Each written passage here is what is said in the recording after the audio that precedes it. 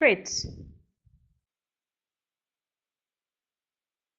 Oh, okay. I will try to see if it can.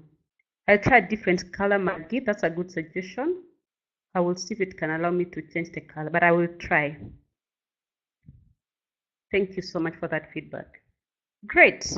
So yesterday we covered about the candle analysis, the Japanese candlesticks, and we're able to see about the opening price, the closing price, the highs and the lows. Okay, those are the major things we covered yesterday, and the bullish candlesticks and the bearish candlesticks. Now, when these candles run for a period of time, they form patterns, right? They form certain patterns which communicate something to us. So we need to look at what patterns are these candles forming and what can we make out from these patterns, all right? So you're going to look at various patterns now from which now we'll be able to draw our analysis and make our decisions, yeah? And inform decisions whether to buy or to sell or to wait, all right? So we go now deeper into technical analysis and the patterns, yeah? Remember we said technical analysis just means analysis based on the price chart, what the chart is telling us. That is what basically technical analysis is all about. So we start with the trends, and I'm sure you know what a trend. When you see something is trending, it means it's following a certain line, all right? So, and a trend is the movement of price up or down or sideways over time.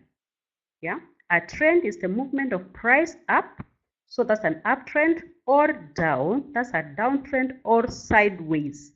Yeah, meaning up and down.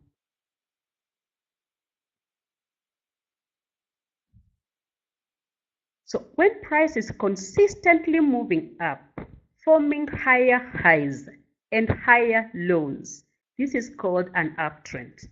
You remember yesterday we said, like if we use a 1 hour candlestick, yeah, during that 1 hour, the highest point the price reached or the market reached, it's our high for that candlestick.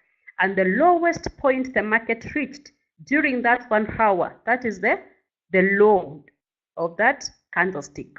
So when the highs start getting higher, you're saying like right now it's around 7 p.m. So let's say in a USD/CAD at around 5 p.m. the high was 1.2000. Then at 6 p.m. the high is 1.2200. Then at this hour at 7, we notice this candlestick, when it closes, the high is 1.2000. So the highs are getting higher, all right? The highs are getting higher and the lows are also climbing. The lows are getting higher. So when price is consistently moving up from higher highs, forming higher highs and higher lows, this is called an uptrend. And remember, it's not just one candle moving, it is a pattern. You can find the first high, it is formed maybe at 5, so the other high is formed maybe a few hours later by a series of candlesticks, and you're going to see that, all right? Because the market moves, it takes a breather, what's called retracing, to form a low, it moves up again, forms a higher high, it moves down to form a breather, or it retraces to form another low. So as the highs get higher and the lows get higher, that's an uptrend. But when the price is consistently moving down, forming lower highs and lower lows, this is called a downtrend. Remember, the sellers push the market down. So the highs are getting lower and the lows are getting lower. That is a downtrend. But when the price is traveling sideways, it is called sideways trend or a ranging. We see the market is ranging. It's a ranging market.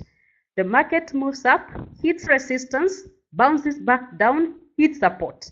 And they are on horizontal support and horizontal resistance, right? So just moving up and down and bouncing in between two prices, right? So that's a ranging market, all right? So we have 3 types of trends: an uptrend, a downtrend, and a sideways trend, which is the range, a ranging market, all right? So let's look at an uptrend. And you see, an uptrend means that there are more buyers than sellers. Remember, we said buyers push the market up. So if the market is moving up, highs are getting higher, lows are getting higher, the market is moving up. It means the bulls are more stronger than the sellers, right? So the buyers are pushing the price of that particular currency up. Trading is about supply and demand, all right? Just like the same things used to study again in commerce, or just what happens in the market right now. When the supply of rice is in excess, there is more supply, the price will go down. If there is more demand than supply, the price will go up. So we'll also see the same scenario in Forex. So trading is about supply and demand. If there are more buyers than sellers, meaning the demand is high, like right now, if there is less rice in the market, it means there are more people chasing few packets of rice. So the price will automatically go up because the demand is high. When there are more buyers than sellers, the price will go up. In this case, it's due to demand. There are more buyers than there are sellers. So demand pushes the price up. In other words, like just what we said in Forex. So if the economy of a particular country is doing so well, more investors come in to buy that currency, and because of that, it will appreciate. So there are more buyers, the price will go up. Demand pushes the price up. Okay, so that's an example of an uptrend. So you can see we have the first L here. If you can see where my cursor is, that's the first low, because you see the lows and the highs are formed by a series of candlesticks, not just one candle, by a series of candlesticks. So you can see it's the first low, then the market moves up, it forms the first high, H, the first H. Then it takes a breather, it starts retracing, it reaches this particular resistance, all right? And then it bounces again, so it forms another low. This is now the low of the market. We can call it L2, right? Then it moves up again, forms the H2, which is higher than the first H, all right? So the highs are getting higher and the lows are getting higher as well. Highs getting higher, lows getting higher, that's an uptrending market, all right? So as you can see there. Then we go to a downtrend market, right? And a downtrend is the direct opposite of an uptrend.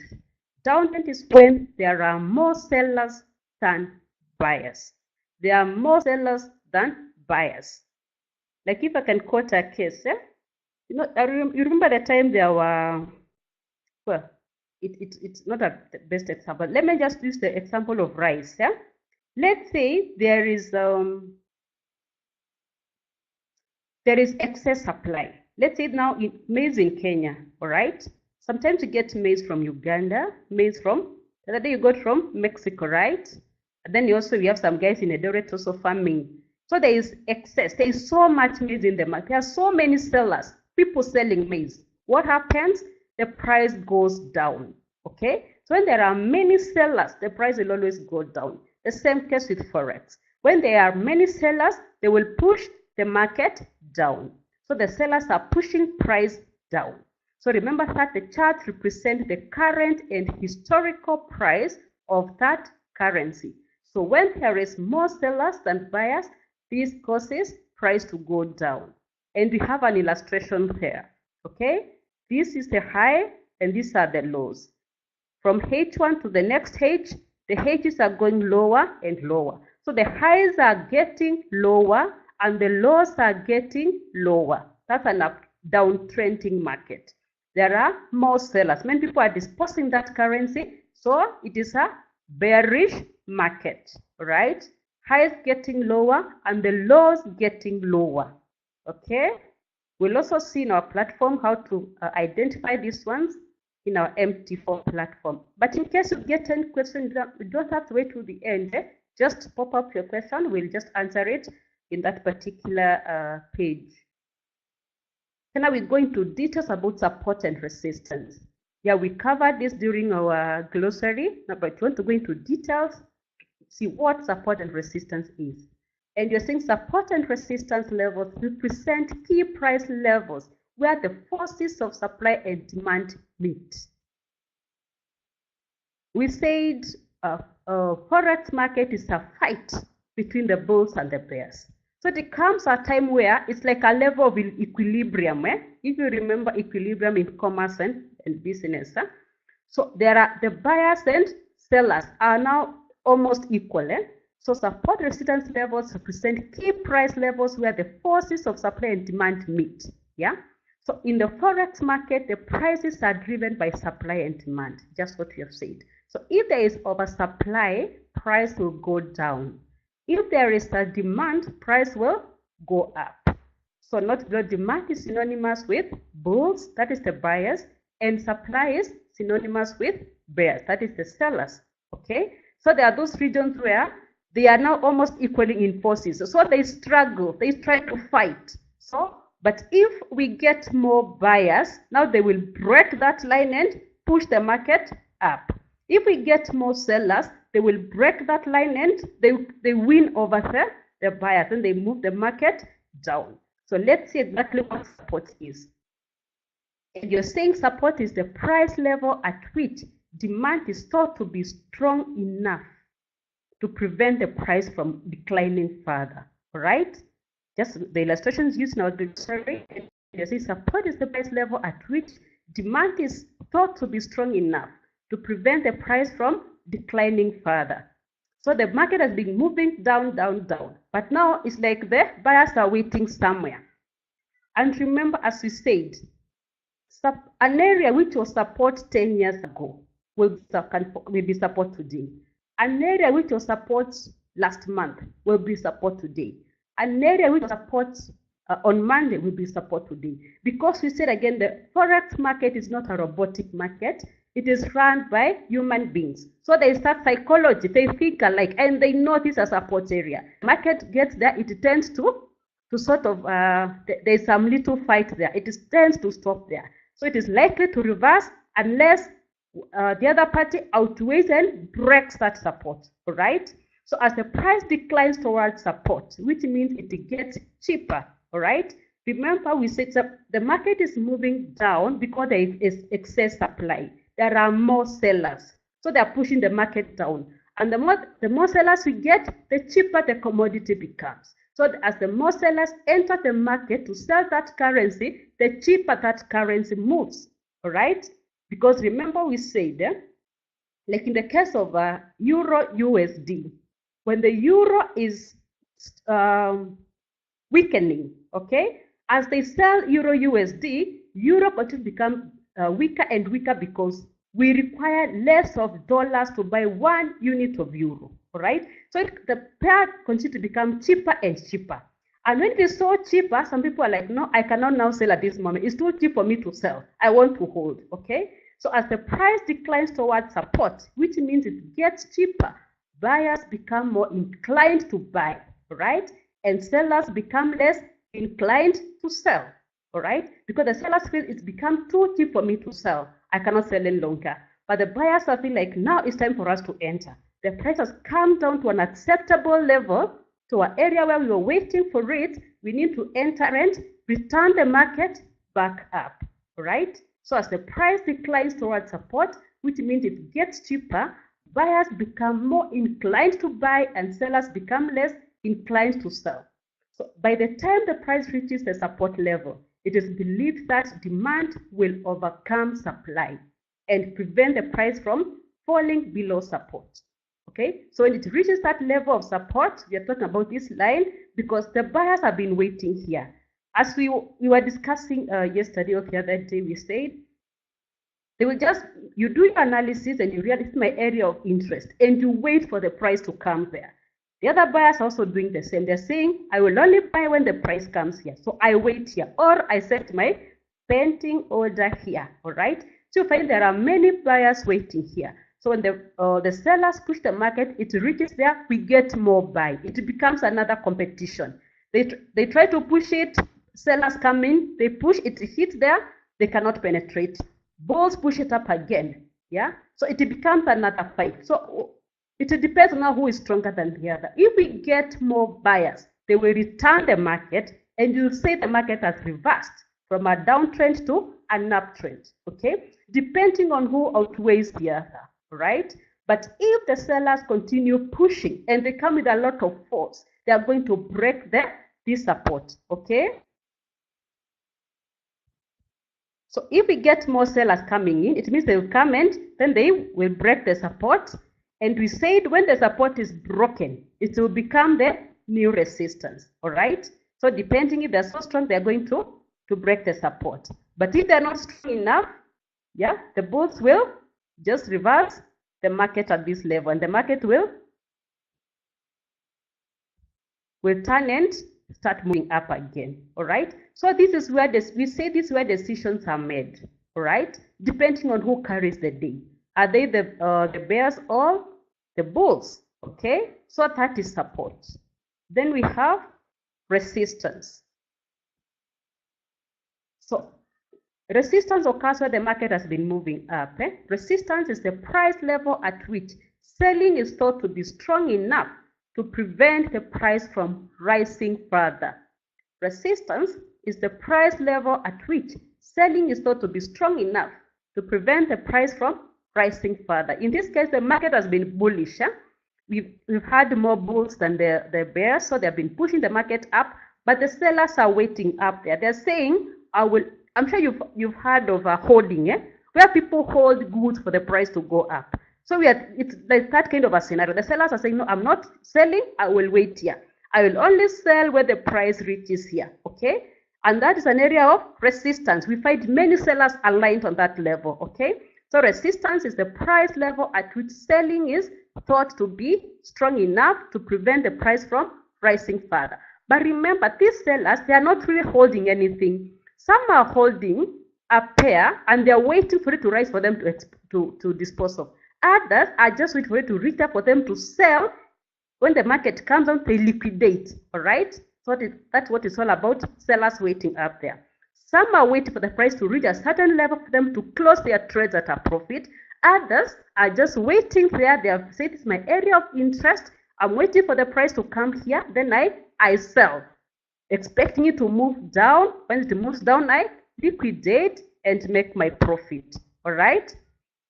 So that area becomes an area of resistance, okay? As the price advances towards resistance, sellers become more inclined to sell and buyers become less inclined to buy. Remember, the price is going up and up and it's becoming more expensive to buy that currency. So the buyers start, relucting from buying it. So the buyers are becoming less and less, but the sellers are now getting more inclined to sell. They feel now they are comfortable with this price. If they have been holding their position, they can actually liquidate and take profit.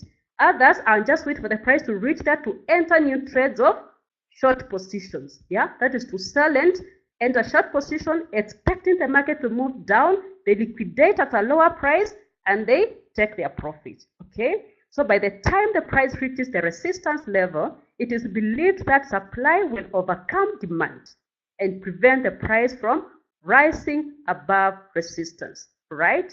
In this case, this is our area of resistance, okay?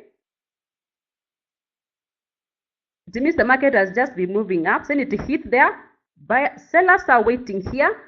They buy, the price comes down again. Bulls come in, they push it.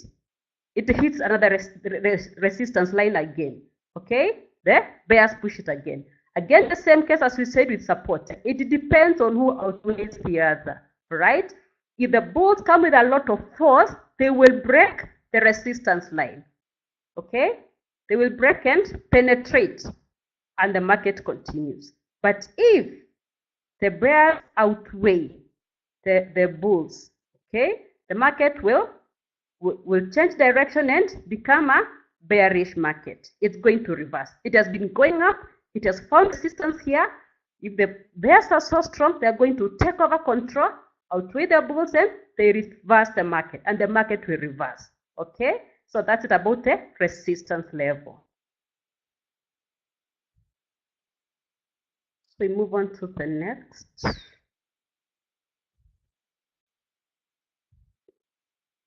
We did take profit and stop loss the other day, but we just discuss a little bit further here. And you see a take profit order is an order used to exit a trade with profit. So they are represented by the number of points or pips a trader believes a currency pair will rise or fall depending on his or her strategy and time frame. Okay? So it depends on that. Maybe if we could be trading the same currency, that is Euro USD, but me I'm on 15 minutes time frame and you're on H1, that is 1 hour time frame. Our take profit and our stop loss may not be at the same position because of the time frames you're in. Okay? Calculations can be made using several tools, one being support and resistance, Fibonacci ratios. We're going to discuss that, get to know what Fibonacci ratios are, harmonics, and it depends heavily on the time frame. Okay? That's it. It is important for you to identify which is the best time for me to trade. Okay? Because you find like if you trade like a 5-minute time frame, your SL will be more narrow, or rather will not be so wide like someone trading the 1 hour or the daily charts. Okay? And the same case with take profit. But it doesn't matter so much. If the market's up 20 and me I'm trading 5 minutes, it means I can enter several trades in the course of the day. I will buy, the market goes, hits the high, yeah, I take my profit, the market retraces. It comes to high again, to low, I buy, the market moves up again, and then I take my profit. Okay? But somebody who is trading like daily, he's already done his analysis in the morning and bought, and already placed his TP somewhere there. So the market ran the whole day to hit a profit. At the end of the day, we might actually make the same amount of profit. Only that me, I entered several trades, but him, he only entered one trade and also gave him the profit as long as we both did our analysis correct. Okay? The same case with losses. Yeah? But losses, the one with a smaller time frame has better chances, because when you enter your first trade as, let's say, as a buy, and then your stop loss is hit, maybe at that moment you can realize the market is reversing, okay? And then you're able to change direction and start selling. But the person for morning, if you just did your setup and you left, and you bought, but the market changing direction. But again, you have a bigger room, okay? You have a bigger room for the market to just move and still resume your trend again, as long as not a total reversal. We can actually have a reversal in 5 minutes, but in day one, it is still the same direction. We will actually see that.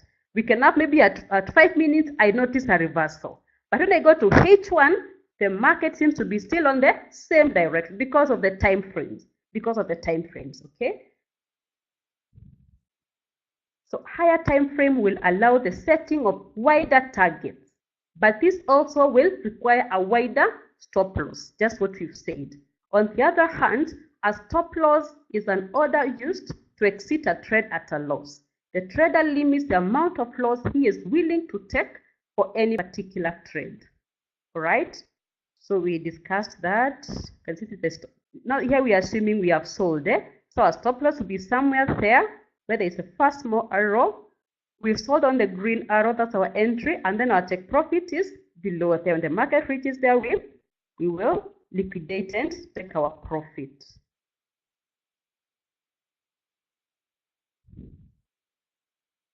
Then we have our horizontal support and resistance. Okay, now where we have the ranging market.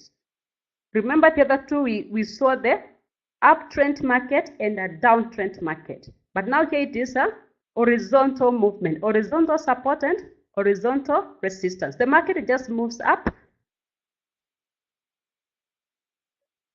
It moves up, hits resistance, bounces back. Hits support, bounces again. So it's just ranging between that those particular prices. So that's a ranging market. It's moving in a range from this price, which forms the resistance, to the other price, which forms the support. So that's a ranging market. But it eventually breaks out. Okay? It can break out to be a bullish market. Yeah, it can break out to become, a bearish market, or break out and become a bullish market. When it's range, it can always break out in whichever direction depending on who outweighs the other. If the sellers outweigh the buyers, the market will break out as a bearish market. If the buyers outweigh the sellers, it breaks out as a bullish market. Okay, so that's a ranging market, as you can see there.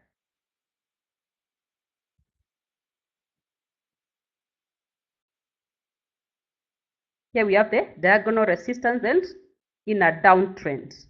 The market rises, hits resistance, comes down. It rises, hits resistance, comes down. And you can see these are the highs. In a downtrend, we say the highs are getting lower. All right? We have a high here.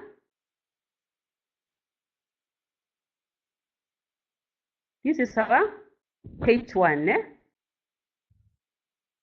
Oh, let me try to see if I can change the color.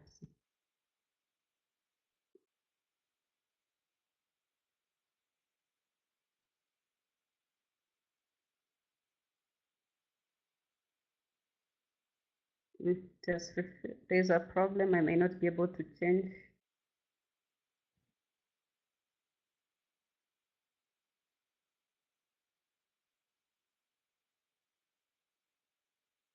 Sorry, Maggie, you had because we changed the color, but it seems it cannot allow me to do that. But maybe I will check if it can allow me when you are doing the board, the drawings on the board. But I can just move it a little bit up for you to see. So that is our H1. Yeah. Then we have H2 there. Okay. Then we have H3. The highs are getting lower, forming a resistance. Okay. That's a downtrend. Highs getting lower and forming a diagonal resistance. Okay. Then we see this question. All right. Okay. Great.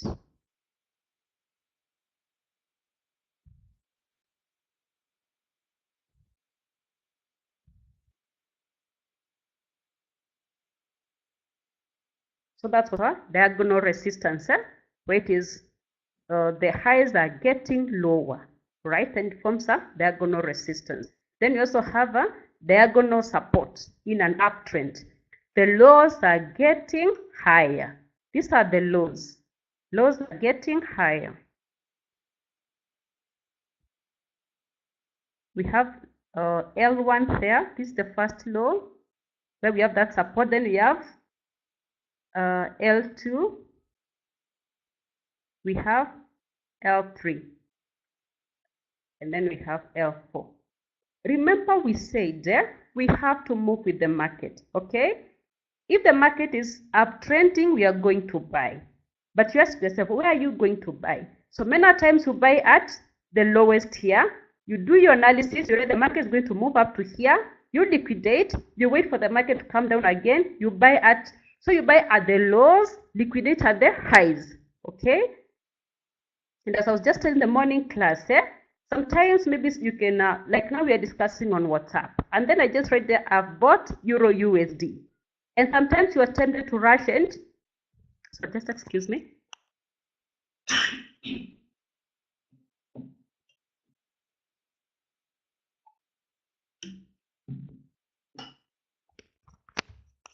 If somebody posts and say they have bought, and then you're tempted to go and also buy.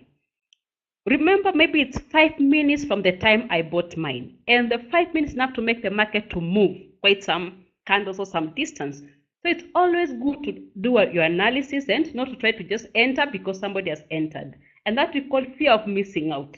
You see, people are buying, you're like, I don't want to be left out. Let me also buy, okay? Or you see some candlesticks like this, these several candlesticks here.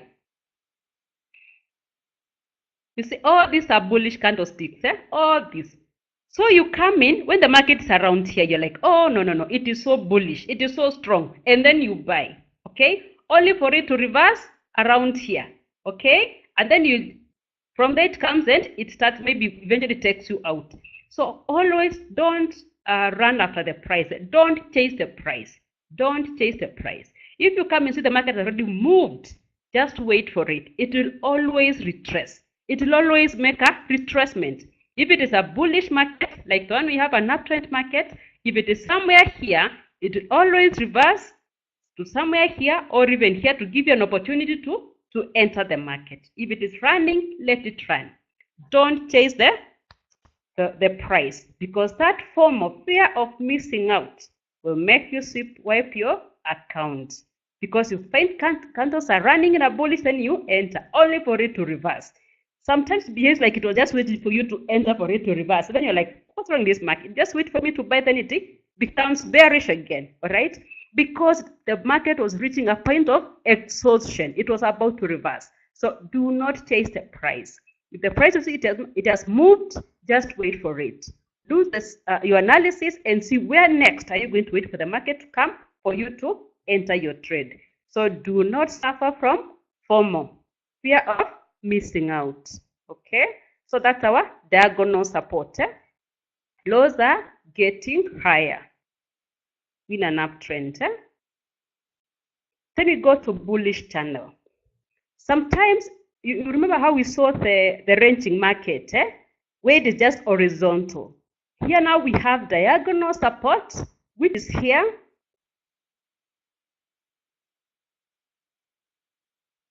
Here we have our diagonal support, okay? And then we also have our diagonal resistance, which are parallel, but they are all diagonal. It forms a bullish, now because it is uptrending, that's a bullish channel. But a bullish channel will break out in a bearish direction. This is an uptrending market, but eventually we said at some point the price has to break support or resistance.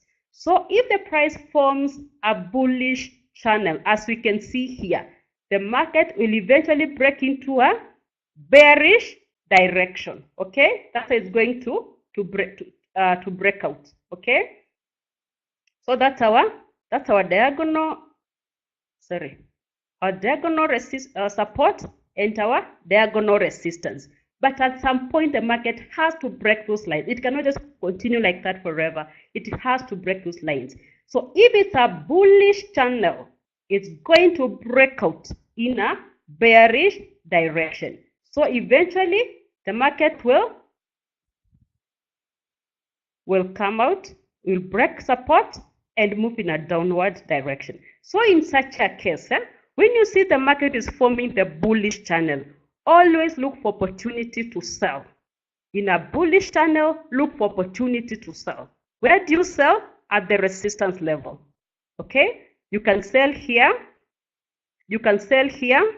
Okay? Market comes here, you sell. So once you draw your line, every time the market hits here, hits the resistance and gives you a signal, a signal candle, then you sell. But do not buy.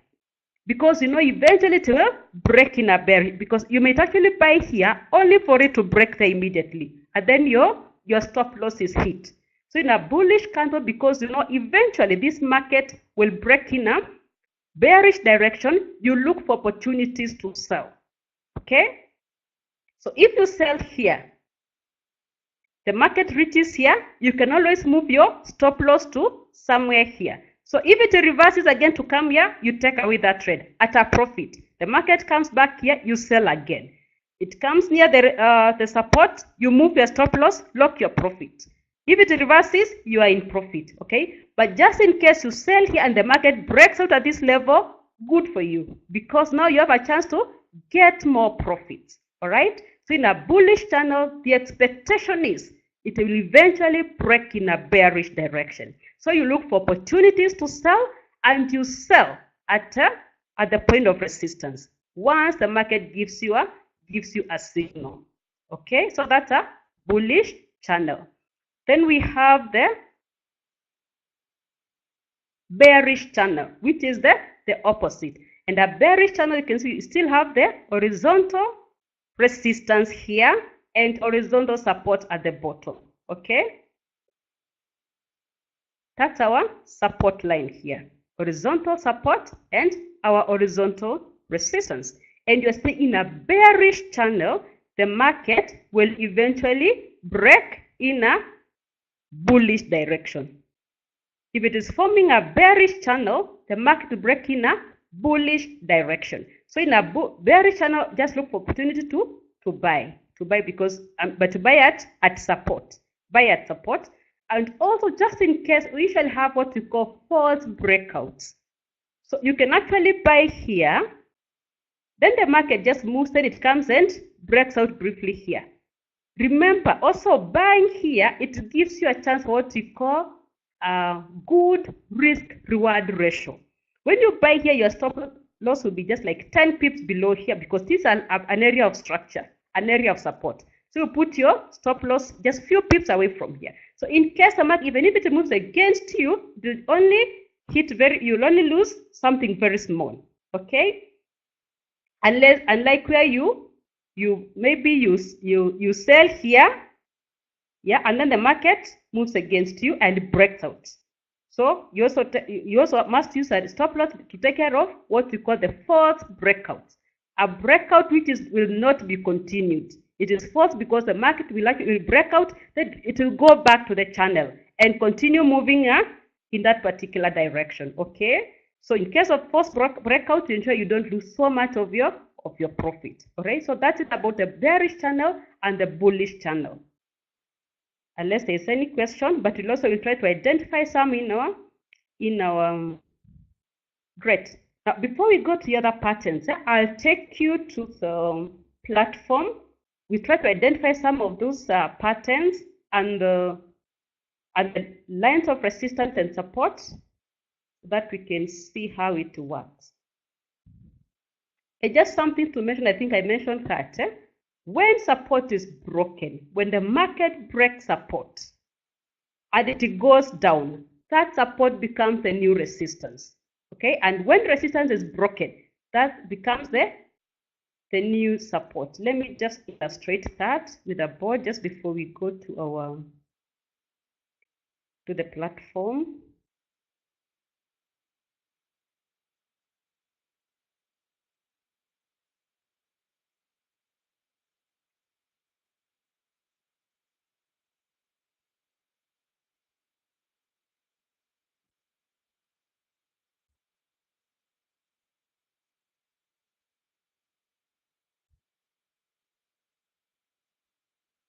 So let's assume now we have here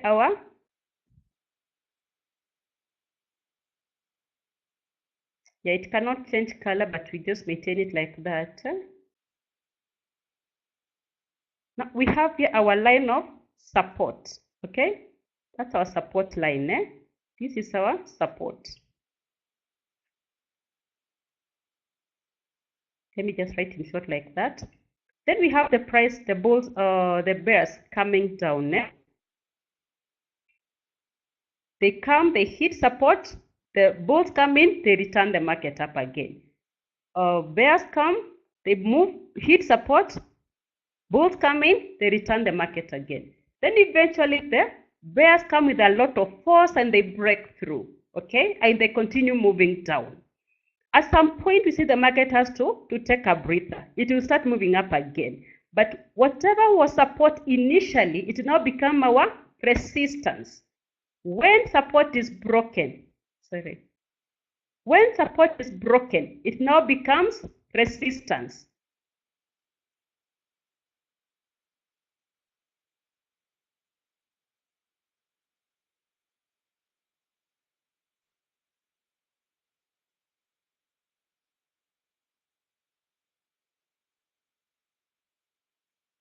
Today my stuff is not behaving well. So this becomes our resistance. Okay.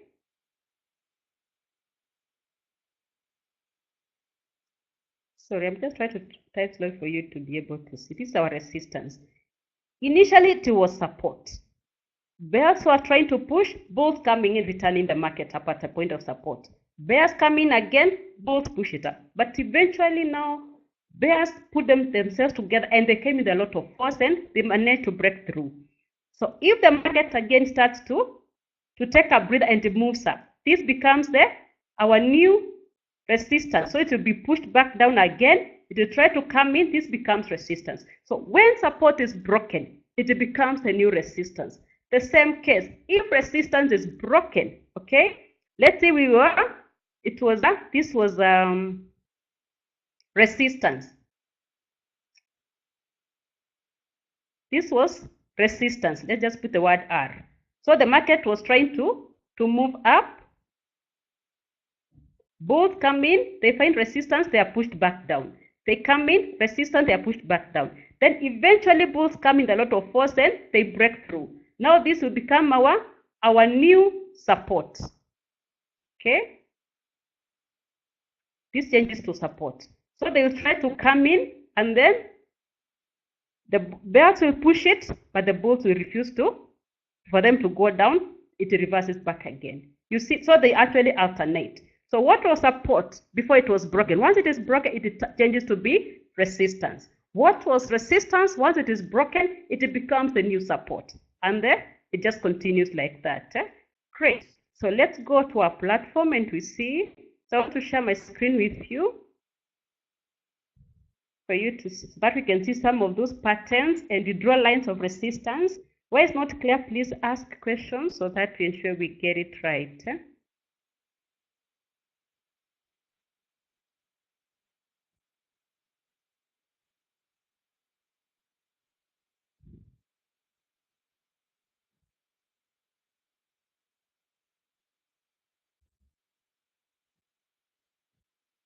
Just wait for to see it on my phone. I don't know why it can't appear.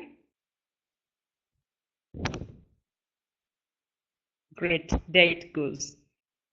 So we want to identify the support, resistance, and some of those the channels and the trend, the uptrends. They'll appear in any of the markets. Okay, they can appear in any of the markets. This is Euro USD H1. Okay, so we can comfortably draw our resistance there. Just try to touch the highs of a few candlesticks, because you can see the market is unable to close above that line. What do you see? The close, not a single candlestick has closed above that trend line. So it is forming a resistance. You know, there's some resistance and this diagonal resistance. At the bottom, you also have a support line. Okay. So there was a false breakout there, so that I just block it out. So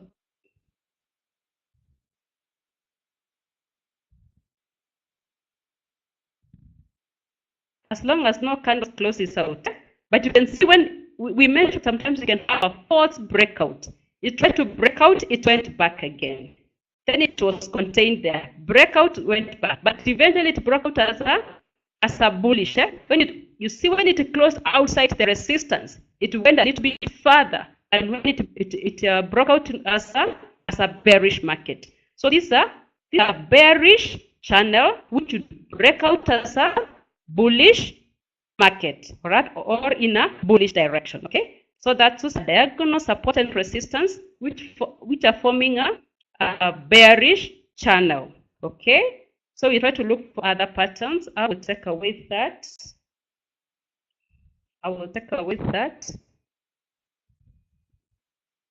Let's look if we can get an uptrending market. You can always change the time frame to see what you want to see. Some are feasible in small markets.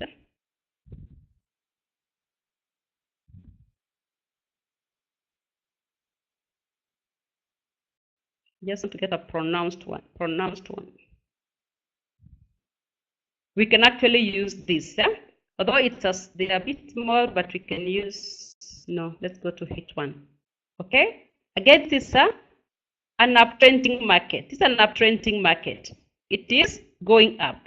And remember, we say for an uptrending market, we have higher highs and higher lows. So in this case, we are going to mark our highs and our lows. Okay, so you go to insert, go to text, click here.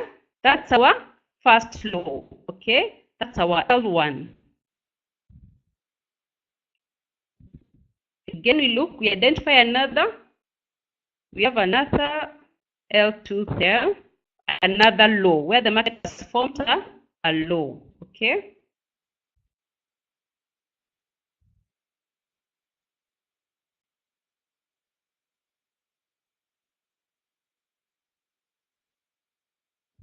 If it's not clear, please ask so that we'll be able to explain. Ish, how did it change color? Should be red.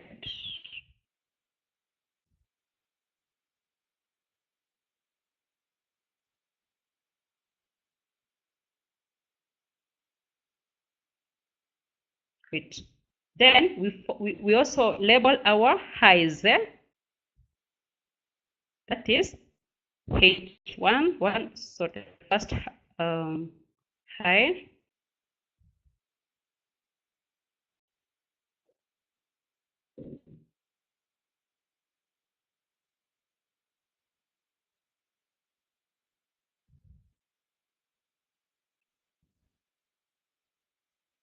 Let me mark the last one, then I will discuss it.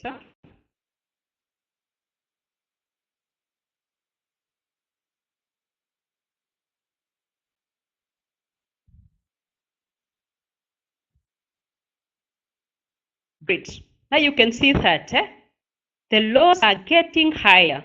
L1 is lower than L2, or rather L2 is higher than L1, L3 is higher than L2. The lows are getting higher, and the highs are also getting higher. H2 is higher than H1, and H3 is higher than H2. So the highs are getting higher, the lows are getting higher. In an uptrending market, you always buy at the lows. You buy at the lows. You do your analysis and the market, maybe the market is already here.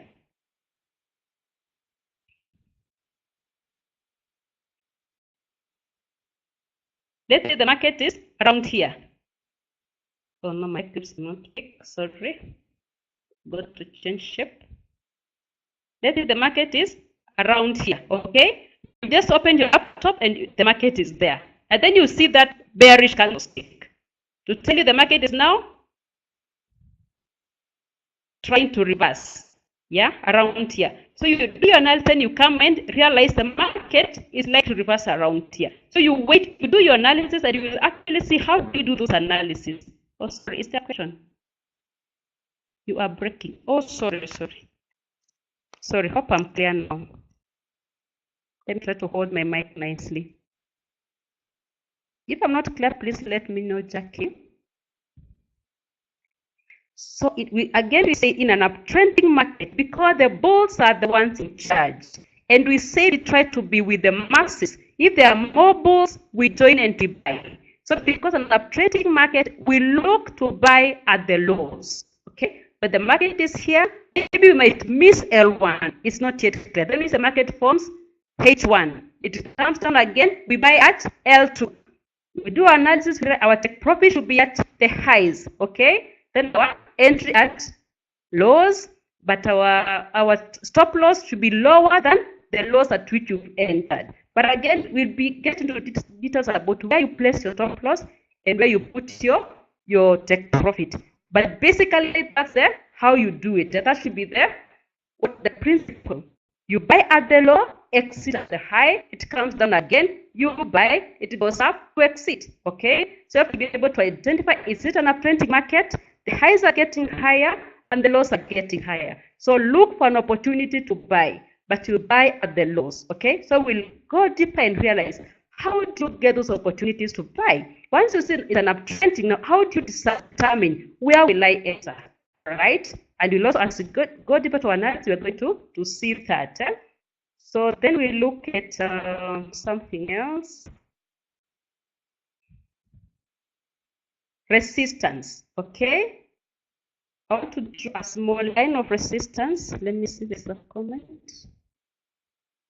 Take your microphone. It's making your voice to break. Sorry. I'm not sure why should be happening that. My mic looks okay. I'm trying to put it. Now that I've reduced. Can you hear me now? Is it clear? Please confirm. Is it clear now? Is it still breaking? Can you hear clearly now? I'm trying to hold it as stable as possible to ensure there is no breaking. It's better. I'll try to be a little bit more still, without much movement. So again, I want to show you how we draw the support line, horizontal support and horizontal. It's fine now. I'll try to be a little bit more strong now. So we've, like in this case, we have a support here. Is a horizontal, resistance. Here we are drawing a resistance.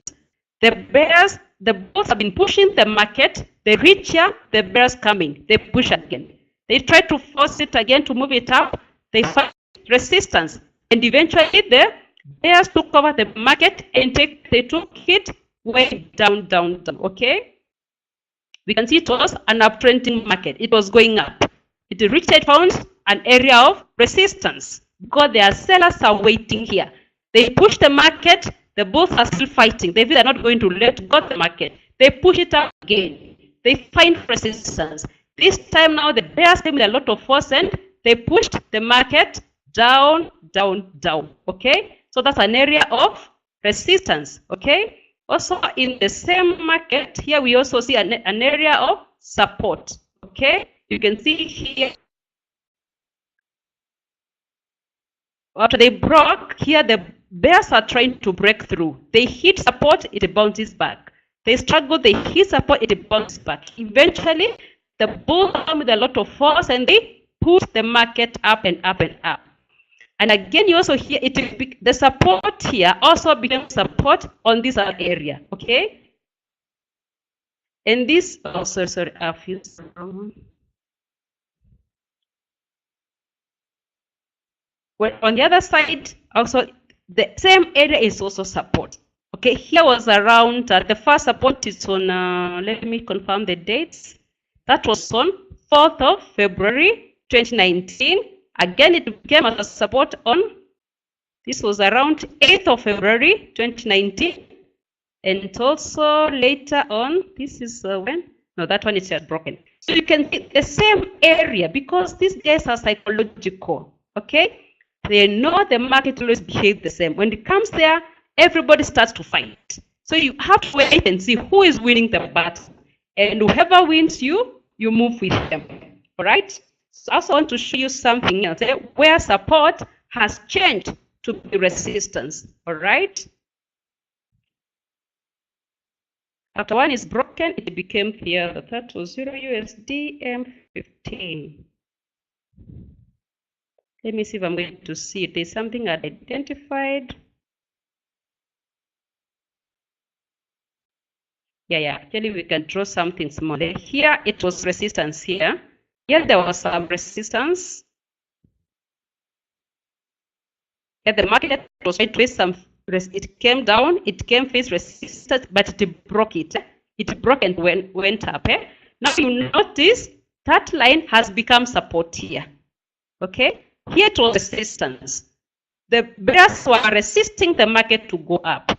Here they put it down. Yeah, as you can see, they pushed it, they brought it down here. Bulls came in. They returned it back to resistance. Okay? Bears said no way. They returned it back here. Again, bulls put themselves together and they broke resistance and they went up, up, up. Then around here, because we have the line of resistance here, sorry. Here now the bears came in again and they pushed the market down. Okay? When they came in here, they pushed the market down. And what was resistance here? Now it has become support. All right? You can see the market is struggling to break through. Where it was resistance here, now it has become support. So when one is broken, in the next cycle, it behaves like the other one. All right? And you can see that. Another thing I wanted to show you is how the market behaves in all time frames. Like when you use a bigger time frame and you draw your support. Let me use the clearer one here, the Euro USD. Yeah, I think that you can see clearly. Clearly. Oh my goodness, sorry. although we are drawing lines here, actually these support and resistance, they are zones. It is not a particular price which is support. It's actually a zone. It's an area. So the best to capture is to capture that particular area. So in this case, I want to capture this support zone, which is on. Now this one is colorless, so we can't see it. Let me put color in it. Let's use this one. I want to draw that zone.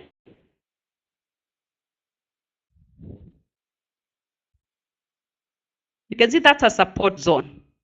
So many times as you advance, you're going to learn how to draw the zones.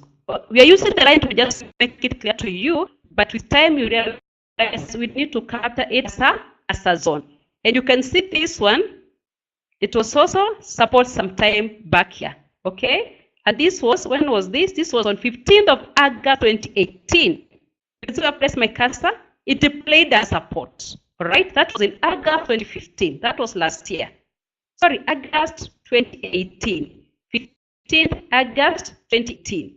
The market moved up again, it came back, it found support at the same region, okay? That's why I say when a support is identified, it will place support for a period of time. It will always, the market remembers there was support here.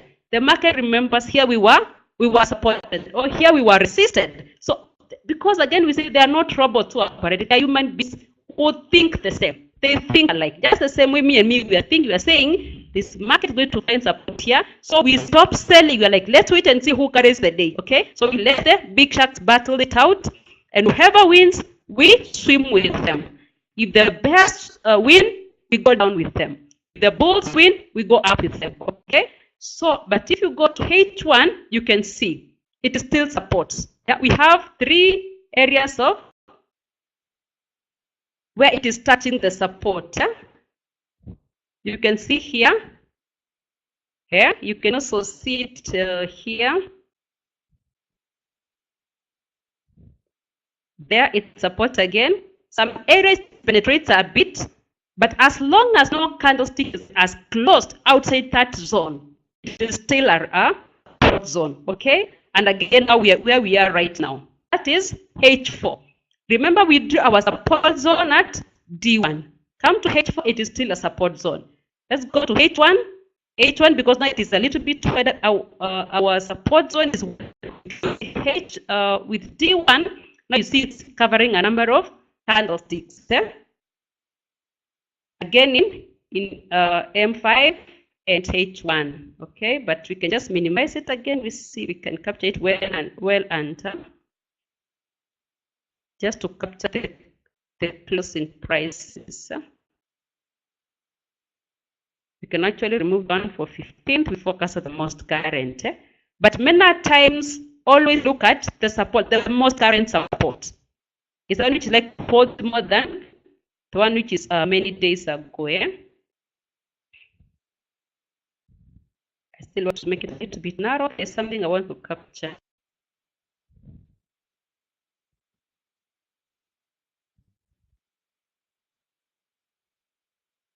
Just something I want to show you.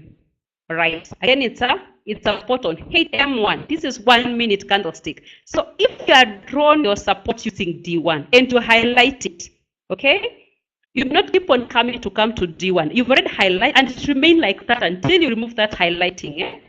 Yeah. Once you click out, you click and then it's not highlighted. Sorry, it's not enabled. It just remain like that. So you can actually mark those support zones or resistance zones using the longer time frames, and then you focus on the smaller ones. You notice when the market reaches there, you will remember there is a strong support here because this support is also on the D1. So it is actually a little bit more stronger. And you can see the pattern which formed here, which you are also going to see what that pattern is all about. All right. So I think we've now seen the resistance. We have seen support. We have seen the bearish channel. We've not seen the bullish one, which is okay because now we have understood how to identify them. Higher highs and higher lows for an uptrend, lower highs and lower lows for a downtrend. I think we need to look for a downtrend. We've not seen one. Yes, actually one is right here with us. Although it's not so pronounced. Let me see if we can get a, yes, we can just use the one for M1. So we can see, I will just mark a few because we've already done this. Sorry. That is high one.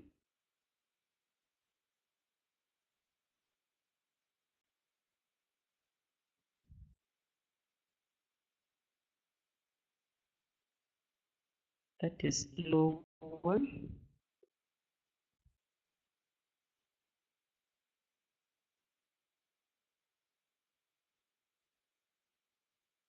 That is H2.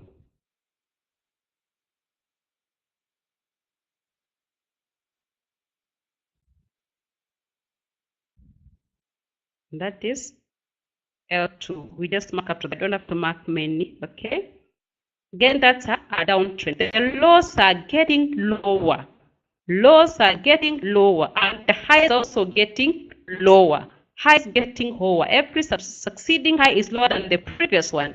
Every succeeding low is lower than the previous one. A downtrend. It is such a case because it means the market is bearish. We look for opportunities to sell because we said it to move with the masses. It is going down, we are going down with it. And then here we sell at the highs, okay? At the highest price possible at the highs, okay? So in this case, we can sell at this level or sell at this level, sorry. At this level here, we can also sell at, that's another one, another high there. So we look for opportunities to sell and we sell at the highs. So we sell at the highs because the highest price possible during our analysis, and then we take our profit at the lows. But again, you look at the exact points where we sell and how we set our profit and our take profit and our stop loss. So for now, it's just like getting the strategy or the principle how we operate it. But we're really going to details to see, so how do I decide to sell? We look at the signal candles or other patterns we are going to look at just now, okay? So we'll go back, look at the other patterns, then also come back to our platform, identify those other patterns. But if you have a question, please ask. Don't suffer in silence because remember an assignment after this, and my assignments have to be done. So ask all the questions. Stop sharing.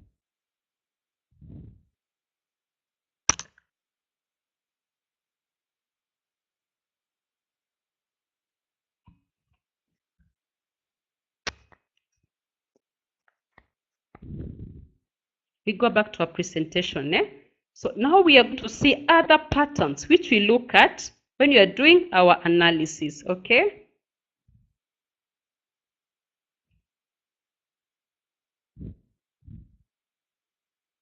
And the first one is a double top. Double top. Again, it's a pattern formed by series of candlesticks. The double top is a reversal pattern that can be seen in all time frames. Actually, all these patterns you're discussing, you can see them in all time frames, okay? And that's why we said whichever time frame you decide to operate in, it is okay. It can still give you profits, all right? Because all these patterns, all the signals you're going to look at, they appear in all the time frames. It often forms when price has moved up for an extended amount of time. Remember, it's a double top, okay?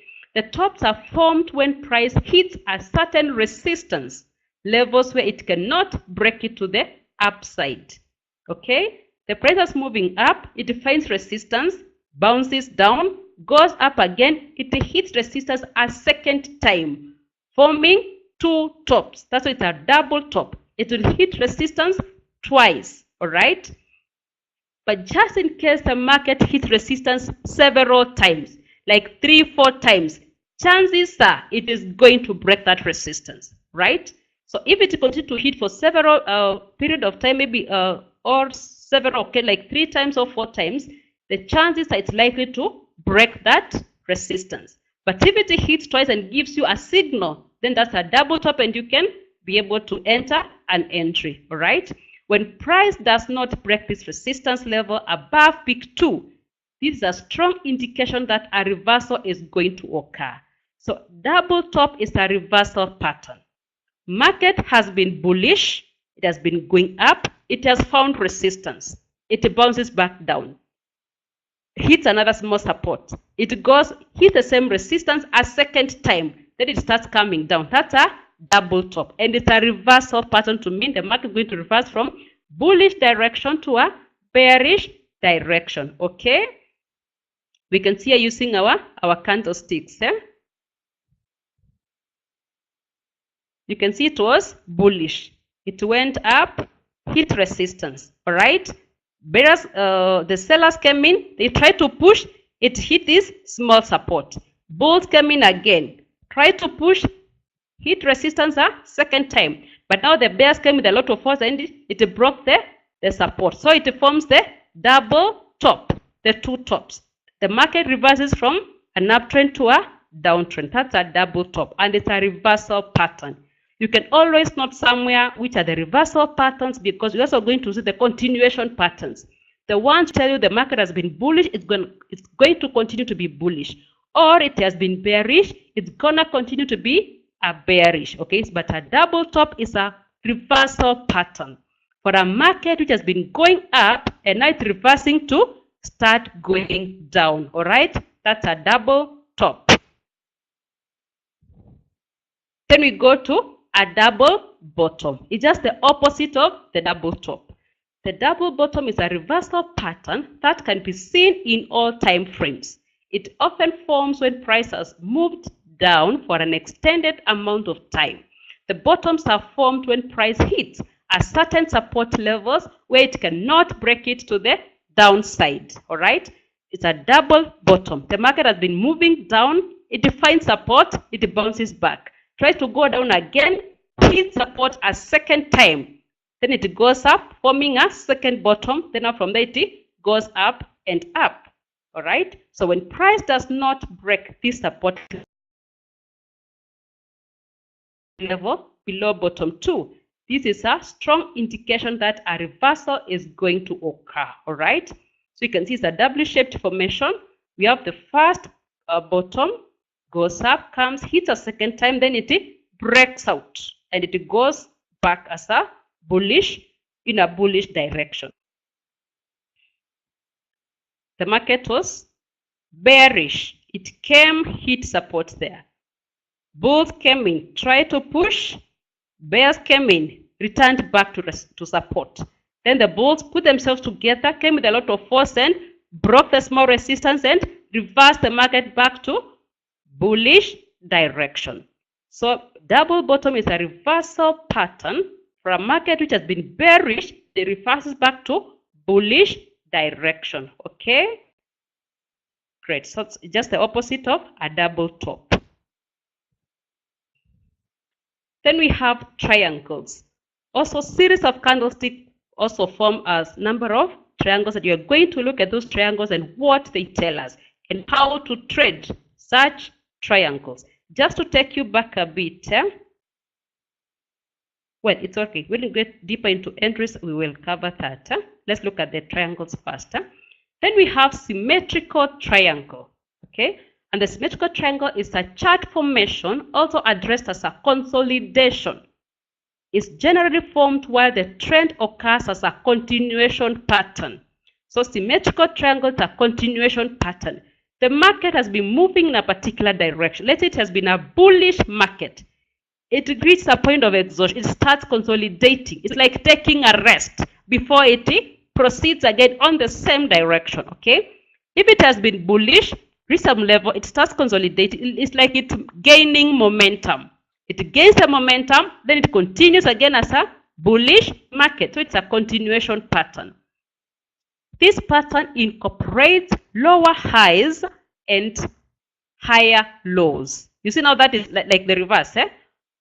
Lower highs, the highs are getting lower. It's converging. Okay. Lows are getting higher, but the highs are getting low. So the market is sort of converging, right? As it consolidates, they resort to the continuation of the present market trend, all right?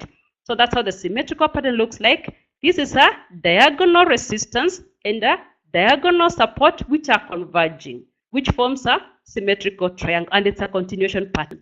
It can be a continuation of whichever market, either bullish market or a bearish market. But when they occur, they notify this market is going to continue in that direction. So if it's a bullish direction, bullish market, and you had already bought, then you see a symmetrical triangle. It assures you, I'm not going to take profit anytime soon. Let the market continue moving. I get more pips, all right? I get more pips. But you can also, because if it has been moving in a particular direction, it can also give you a chance to add positions, all right? Because it gives you it communicates to you that this market is going, this move or this direction is here to stay for a while. So you can actually add positions and continue getting more profits, all right? And that's how it looks like. You can see this market was a bullish market. It came up, reached here, then it started consolidating. Yeah, reached resistance, comes down, hits support like that, then it eventually continues up again. The same direction it was moving. After consolidation, after gaining momentum, it continues again the same direction, okay? So that's a symmetrical triangle. Then we have a bullish triangle. And you see the bullish pattern forms when two converging trend lines, support levels and resistance levels, converge to form a point. The bullish pattern is generally considered as a bullish formation, and it usually forms during a currency pair uptrend as a continuation pattern, okay? Again, bullish triangle is a continuation pattern for a bullish market. The lows get higher and higher, forming an ascending support line. The lows get higher and higher, forming an ascending support line, while the highs form an horizontal support. You want to see just an illustration of that?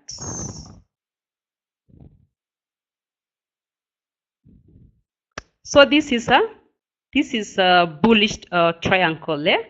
You see the lows are getting higher, okay, higher and higher, but the highs are on a particular line, on a particular resistance level.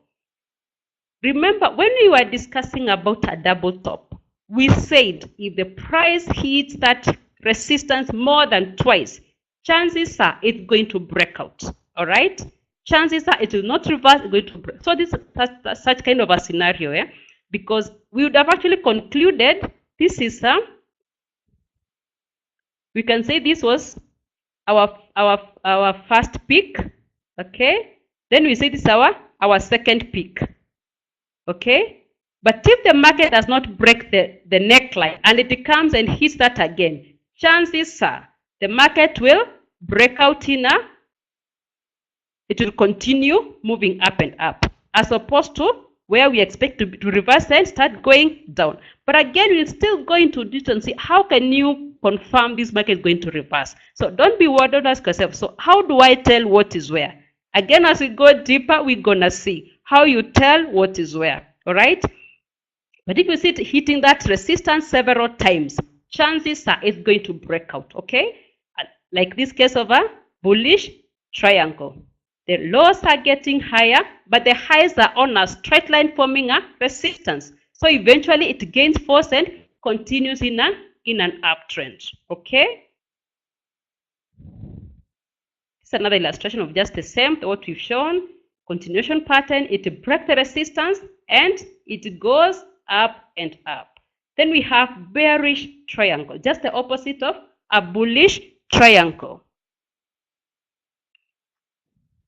The bearish pattern forms when two converging trend lines, support level and resistance levels converge to form a point. The highs get lower and lower. It's just the opposite of the bullish triangle. So the highs get lower and lower, forming a descending trend line or descending resistance. while the lows form a horizontal trend line or horizontal support line. So this bearish pattern is confirmed when the currency pair price breaks out of the descent triangle formation to the downside and closes below the lower support trend line. All right. So you can see the market has been moving, has been coming down. It hits support here. All right. It goes up again. Just to illustrate, it was coming down, finds support, it goes up. Comes back again, finds support, it goes up. So initially, we would have said this is a double bottom. But if it hits a third time, if it hits more than twice, chances are it's going to break that support, okay? And you can see after it hit the third time, it went back. Fourth time, it went through.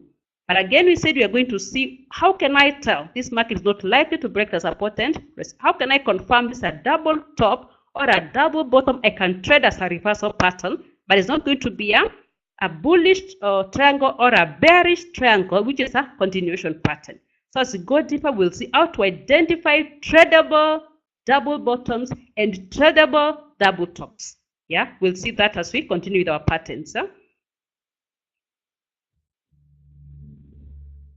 So you can see here, it found support here. It kept on bouncing, hitting, bouncing. Eventually, it continued as a bearish market in a downtrend. Okay.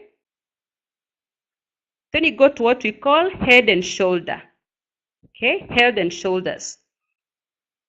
Head and shoulder patterns usually form after an uptrend, indicating a reversal. So head and shoulder is a reversal pattern. It can also be a continuation pattern for a downtrend. Okay, so that should not confuse you. With time just coming, it will just fall in place very nicely. You don't have to worry about whether it's a reversal or it's a continuation. So head and shoulder patterns usually form after an uptrend, indicating a reversal. It can also be a continuation pattern for a downtrend. Remember, in the two instances, it's an indication to sell. All right. If it's a reversal, it's reversing from bullish back to bearish. And if it's a continuation, it's a continuation of a bearish. So in wherever it comes as a reversal or continuation, it's an opportunity to sell. So it can never bring in confusion. It all gives us a signal for us, an opportunity to sell. Okay. It is a bearish indicator. So when you see this pattern, you know price is going to drop. Okay. When you see a head and shoulder, you know the price is going to drop. So it's a signal for you to sell. So the lows formed at support of the shoulders and the head create the neck. Okay, you can see there is the first shoulder there.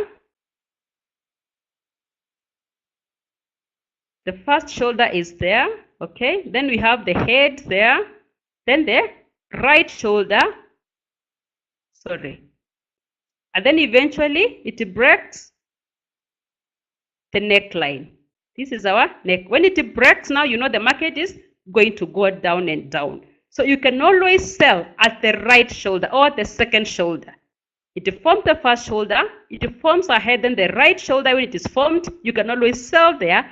Or if you want to be very safe, you sell after it breaks the neckline.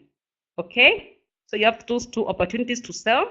So the first one, you can sell at the formation of the second shoulder, or after it breaks the neckline, you wait for an opportunity to sell because it will always retrace back.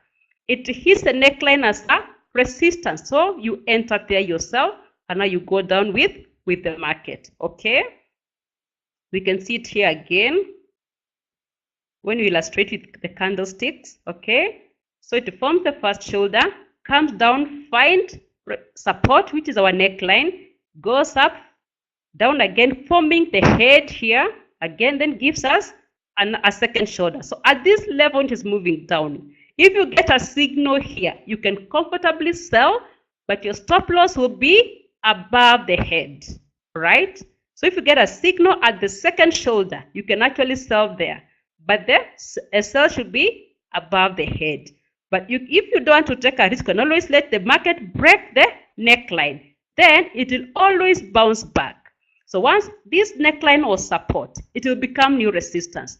market come and hit, then it goes back down again. So you can always sell here again. When you sell here, your sell will be above the right shoulder, right, or the second shoulder. Okay, are we together? So here it gives you two opportunities. So you can always sell at the second shoulder if it gives you a signal, or if you're a conservative person, you'll wait for it to break the neckline, then let it retrace back, give you an opportunity to enter a sell, then you go down with it. All right, great. But you also see more details about that. When you look at our charts, now when you go to the chart, you're almost going there. Then we have inverse head and shoulders. It's just the opposite of head. It's like when you're standing on your head, the shoulders and the heads are inverted. You're facing down. Okay, so inverse head and shoulder is like the opposite of head and shoulder. So they usually form after a downtrend, indicating a reversal. It can also be a continuation pattern for an uptrend. Again, we said whatever it is, whether it's a reversal or it's an indication of a continuation, the signal is you need to buy. Okay, the signal is the entry you're going to enter. When you see that, it's a buy entry. You only need to see, so where am I going to enter? All right. So we are saying it is a bullish indicator. So when you see this pattern, you know price is going to rise. Okay. But again, we say don't just see the pattern. You're like it's going to rise. You just enter. Because you expect the market, the price takes a breather. You may just buy, then it takes a breather. So when you see the pattern, do your analysis and then form an expectation. The market is here. It's gonna move to this point. When it moves to this point, I will buy. Okay, this is the right place, which you call the areas of interest. Okay, you identify your area of interest where you're waiting for the price to reach for you to enter a buy entry. Okay. So the highs formed at the resistance of the shoulders and the head create the neckline, just like the head and shoulder.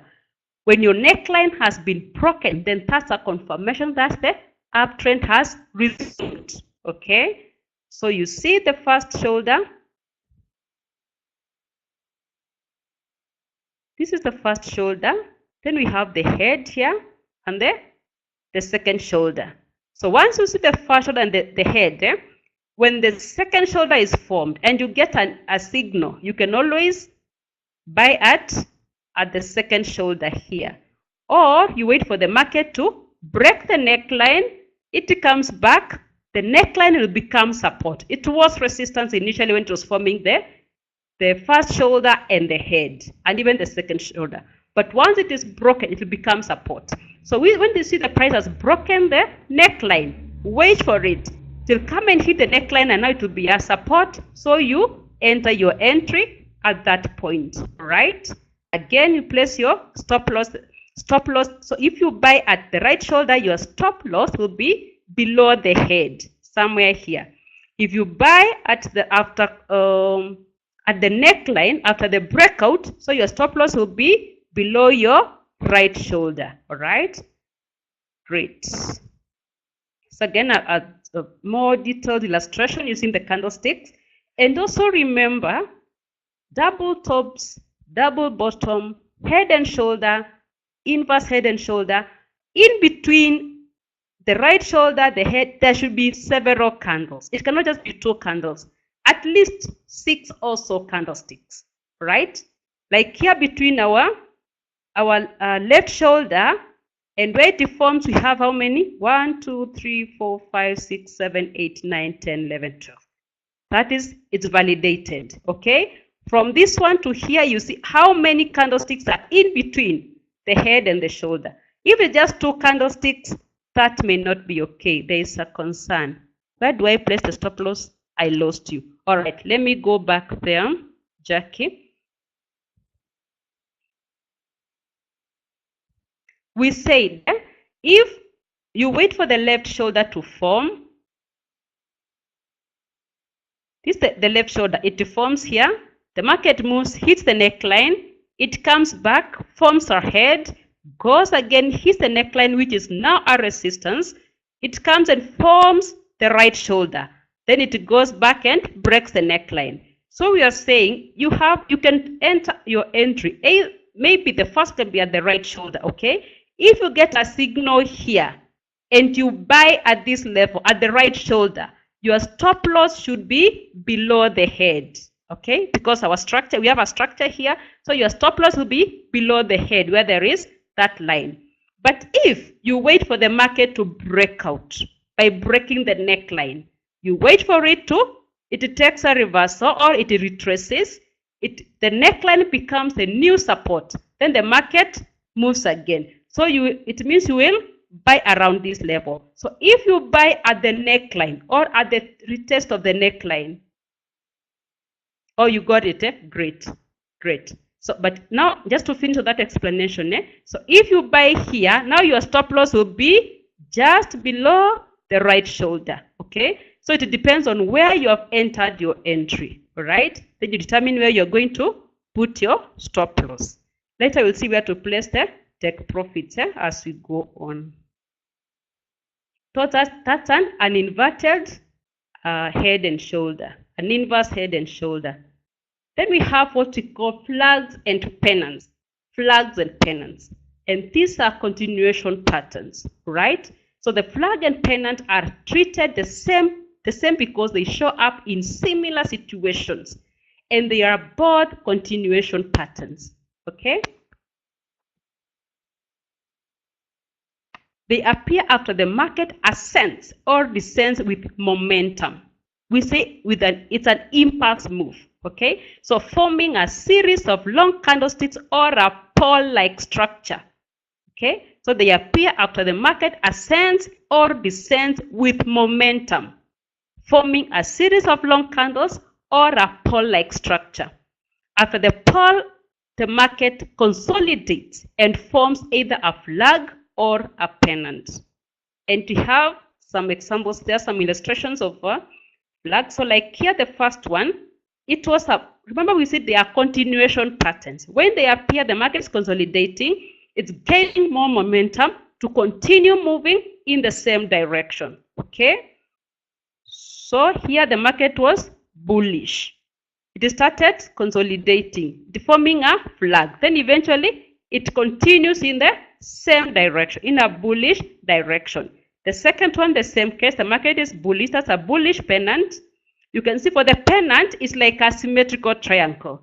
But the main difference is because of that pole-like structure. It's actually, they are formed like either one long candlestick, it forms the pole, or a series of candles of the same, either bullish candlesticks or bearish candlesticks, without any other candle coming in between them. But I will show you that. So do not worry how to identify whether it's a pole or it's just a normal symmetrical. So again, we see they are continuation patterns. So in this case, this is a bear flag. The market was moving down, came and consolidated here, then it continued moving down. Bearish pennant, the same case. Market was moving down, reached a level of consolidation, then it continues moving down. These are continuation patterns, which we said again, if you are holding a position in that direction, it's just a confirmation that you can let your trade run for some time, or you can even be able to add positions if you get an opportunity, if the market signals you to add a position. Because it tells the market if it has been bullish, it's going to continue as a bullish market, right?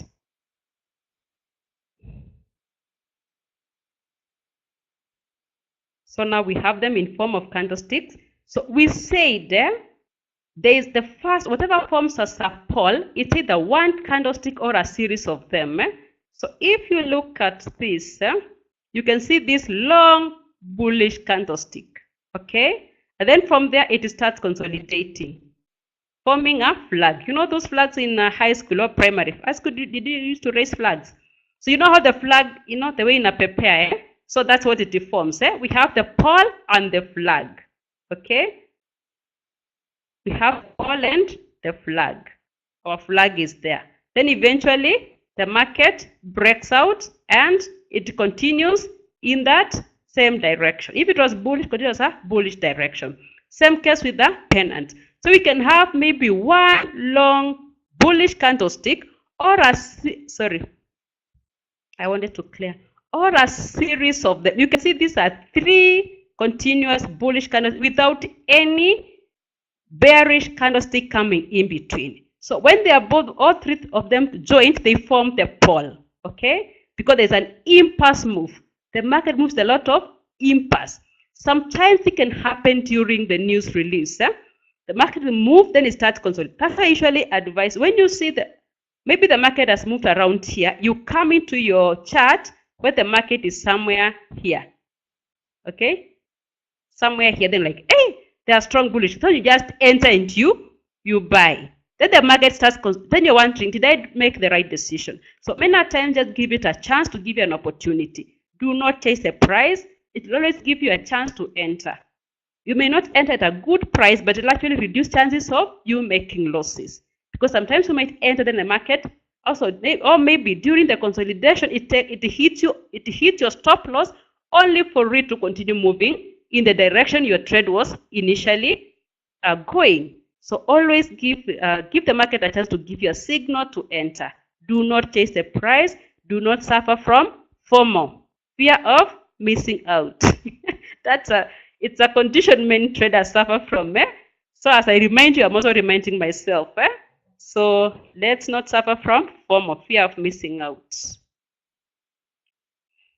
Wait for the market to give you a signal.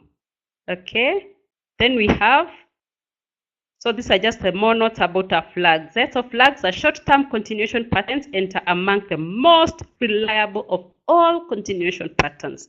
They are formed when there is a sharp price movement followed by a consolidation phase, that is sideways action. Sharp price movement, you can see it here. Impulse, okay, followed by a consolidation, sideways movement, which forms the flag. Then it breaks out, okay. They are formed when there is a sharp price movement followed by a consolidation phase, sideways action. Thereafter, the previous up or down trend is expected to resume. Okay, we've seen it when it breaks out, that trend resumes.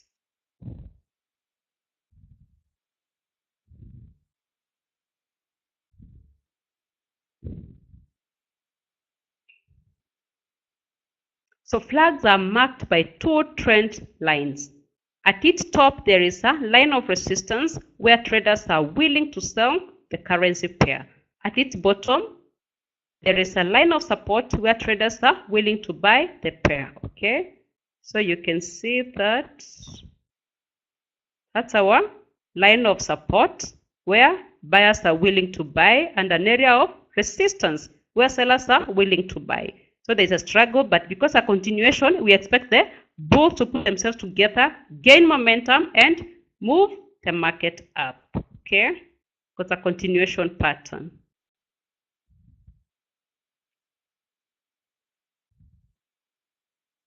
Then we have the pennants. So pennants, just like flags, are short-term consolidation. Short-term consolidation patterns are among the most reliable of all continuation patterns. They are formed when there is a sharp price movement followed by a consolidation phase, sideways action. Okay, thereafter, the previous up or down trend is expected to resume.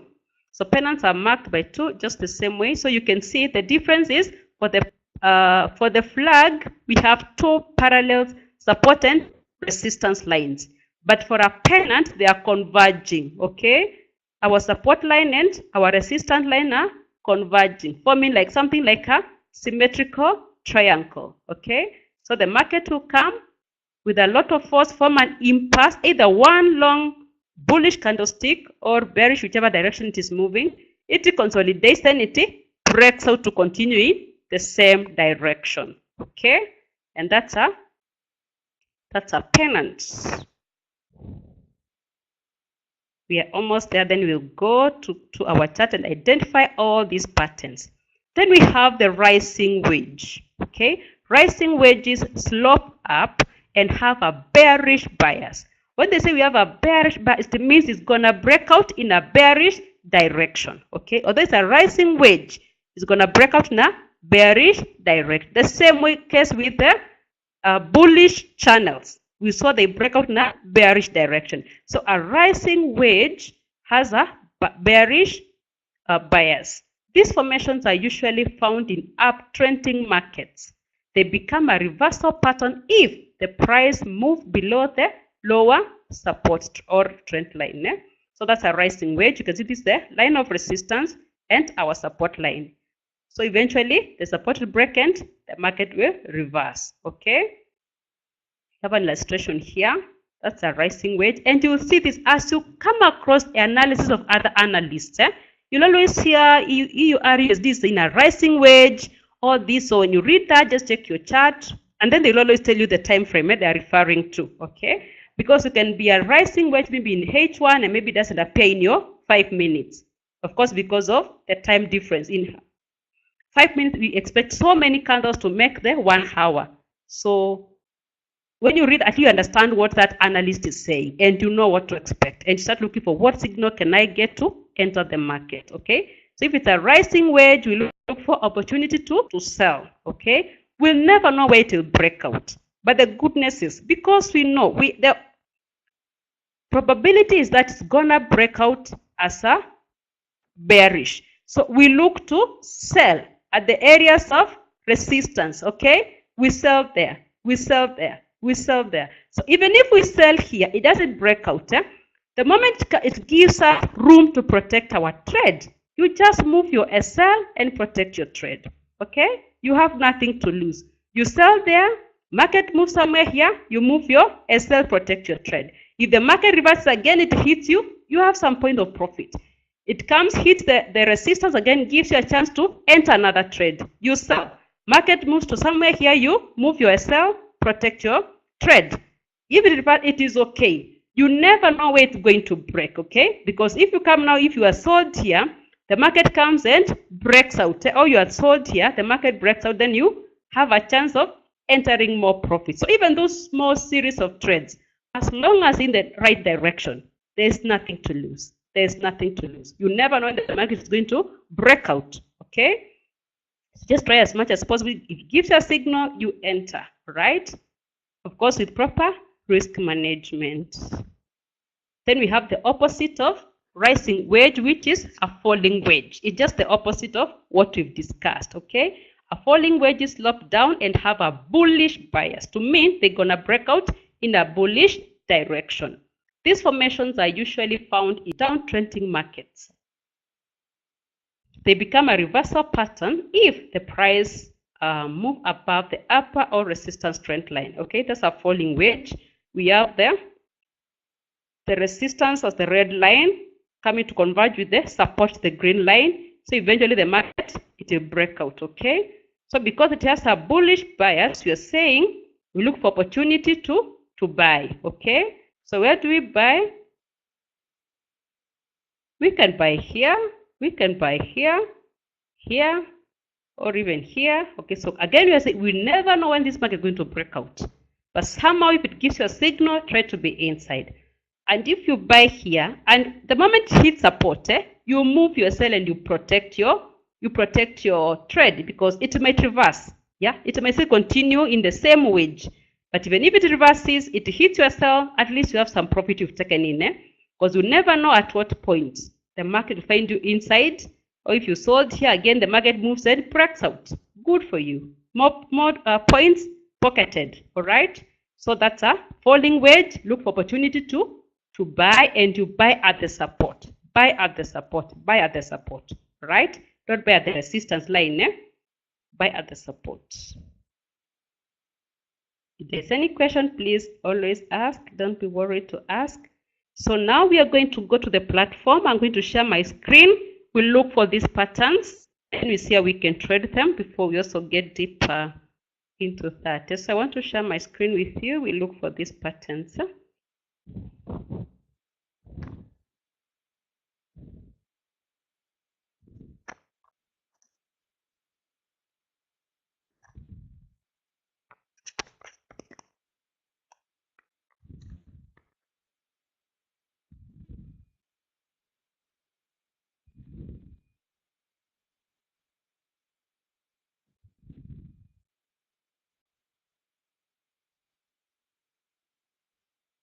I'm waiting for it to appear on my phone for me to be sure you can all see it.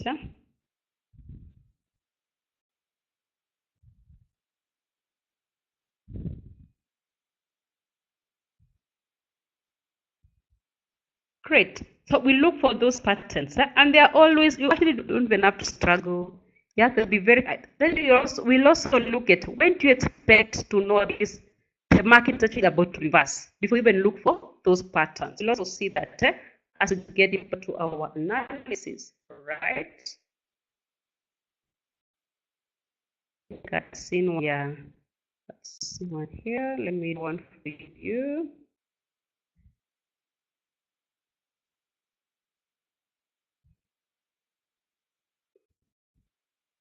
This is Wall Street 30, okay? So, and here you can actually see inverted head and shoulder, right? So I'm going to draw that. This is one shoulder here, although it's a very small shoulder. Sorry, my enemy didn't pick the shape.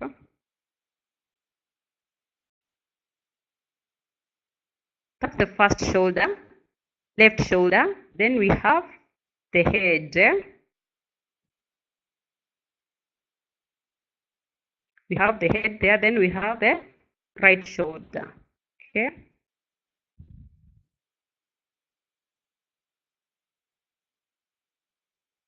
I have to go this up. That's up, inverted head and shoulder.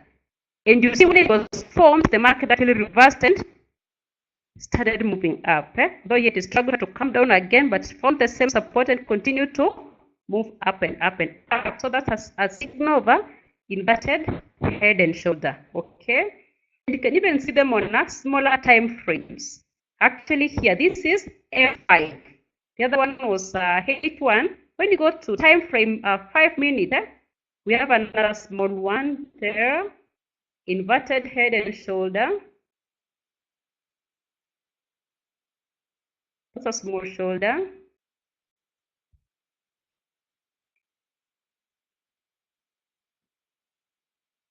That's our head, okay. And then we have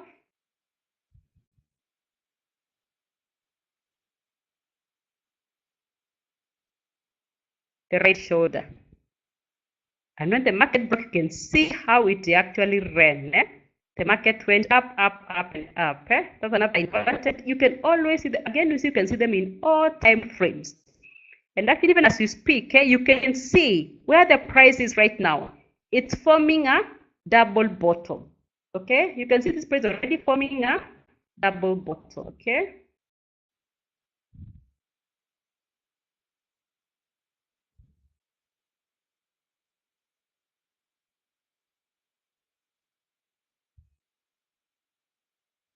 Although the candlesticks are so few, so if it breaks this support line, the neckline here, now we assume the market is, but the candlesticks are a bit, how many are here? They are 1, 2, 3, 4, 5, 6. 6 is still good enough. 6, 7, and above. But the minute they are the better. You can see like the inverted head and shoulder. There are so many candles in between the first shoulder, the head, and the second shoulder. So that gives the market more momentum. It tells you the bulls are really fighting to take over. Yeah, they're really coming in and they're gonna take the market up. Okay, then also when the second shoulder, we can see what we call a rejection. When you see that such a long tail tells you the price has been rejected, so the bulls are taking over and they're gonna take the market up. Okay, so here we have a pattern of inverted head shoulder or inverse head and shoulder and a double bottom. And you can also see a double top, although these ones are very sharp, but at least you can see how they look like. This one is too deep. Just to tell you, you can always identify these patterns. Okay, that's a double top. You can see that double top. Okay, great. So we've seen an inverse head and shoulder, double bottom, double top. Then we see any other pattern.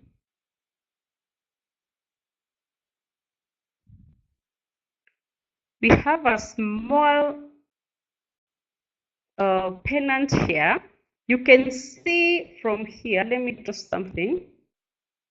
That's a series of bullish candlesticks. Yeah, if I remove my line, you can see in between there is no bearish candlestick. So that is, there's an inverse move. Both are coming in. Okay, they form our pole.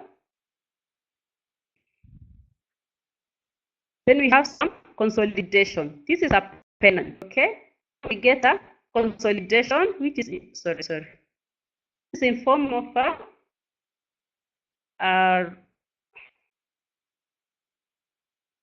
almost looks like a asymmetrical triangle. Okay, that's a pennant. Then from there the market breaks out and continues to move up, tries to come back, finds that place as a support, and then it moves up and up and up. Okay, because you saw pennants are continuation patterns. They may be small, but because like such, but this is H1, eh? So that's what it means. It took time. It actually took how many hours? 1, 2, 3, 4, 5, 6, 7 to form, for them to break out. 7 hours. Yeah, it looks small. It took 7 hours. If you are using H1, but you can always see them even in other time frames. Eh? It doesn't matter which time frame. All these patterns appear in all time frames. Okay. The one you saw in H1 may not be exactly the same, okay, as the one we've marked. We've marked them. It doesn't mean this particular one, it's which is going to appear in H1. Like actually, like this case, somehow because it's 5 minutes, it's also appearing in H1. You see, whatever we do, like the inverse head and shoulder, it's the same. The double bottom and the double top are being broken. They are no longer valid when it comes to H1. So depending on the time frame you're operating, you just identify those patterns and you trade them. Okay. Some will replicate. Is that the word? Eh? Replication. Replicate themselves in various time frames, but others just appear in a particular time frame, and because of the number of candles, it may maybe not make sense in another time frame. But you can see, like in this case, the inverse head and shoulder. We do it in M1 and also makes sense in H1. Okay, you can see this inverse head and shoulder. Is a question. Can you combine more than one pattern to make a decision? Yes. You can do that. That is very true. You can actually do that. If both of them appear, like when we look at other price action patterns, yeah, and those actually, they will actually show you how some of these patterns they can be combined, or signals. You get a pattern, then you get another price action signal, like the kangaroo tails. When you look at kangaroo tails, they can actually appear on the second shoulder to assure you this market for sure is reversing. Okay, so they can actually appear. You can combine more than two, and they'll actually make sense, and you enter your trade. This is very possible, Jackie. All right, so that's an inverse head and shoulder. Let me see if we can see anything else. Actually, we've seen all of them. Maybe the descending, the triangles, which again you'll still be able to see them when you take your time. But remember, you don't have to sit down and keep on looking for them. Actually, when you get used, they'll be like so much automatic. You open your chart, you look at where the price is, just analyze to the left. Few candles to the left. What is the market telling you? Then you can see whether it's signaling to you for you to enter an entry, or is it reversing, or where is the market at that continuing. So you don't have to struggle to see these patterns. They'll be so much automatic. You open a chart, you see something. Okay, as we continue. But also double bottom and double top.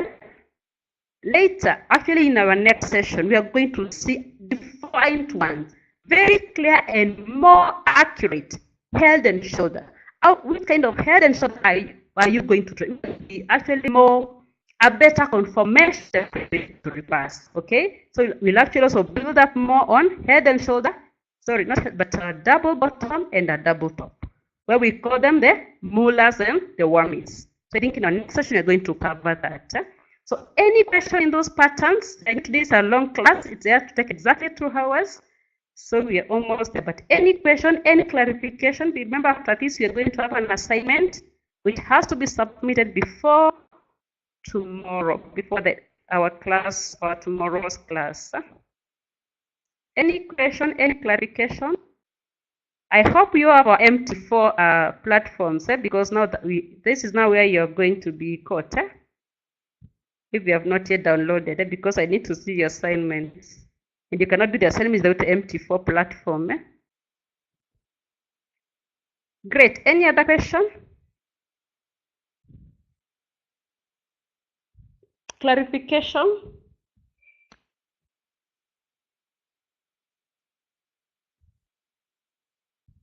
We are good, But you're free to ask question anytime. Do not struggle, do not suffer alone. If you do the pattern they're refusing, just ask. Yeah, I'm stuck, okay? So as we said, sorry, I've actually moved from the screen sharing, But you just read my messages early in the day to see how to mark them. If it's a shape, where to put to get the shapes. If it is the lines, where to pick them as you draw them. Great. I think we're going to end there. Hope you've gotten something. Yeah, we're getting deeper and deeper, and then there's so much. Like today, we covered so much. So just try to relax and try to get your charts and go through them. See how you can identify those patterns. Then we continue getting deeper and see how can we trade those patterns. All right. If there is no any other question, I wish you a nice evening. Have a good night. I am recording and I'm going to share with you. I'll share URL link where you can see the videos. Great.